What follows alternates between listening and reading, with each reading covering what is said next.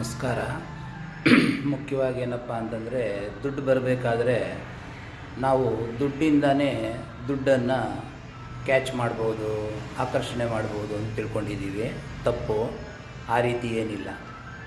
ಆದರೆ ದುಡ್ಡು ಬರಬೇಕು ಅಂತಂದರೆ ನೀವು ಖಾಲಿ ಜೇಬಲ್ಲಿ ಇರಬೇಕು. ಯಾಕಪ್ಪ ಅಂತಂದರೆ, ನೀರು ಯಾವಾಗಲೂ ಖಾಲಿ ಹಳ್ಳದಲ್ಲಿ ಬಂದು ನೀರು ಸೇರಿಕೊಳ್ಳುತ್ತೆ. ನೀರು ತುಂಬಿದರೆ ಅದನ್ನು ದಾಟಿ ಹೊರಟೋಗುತ್ತೆ.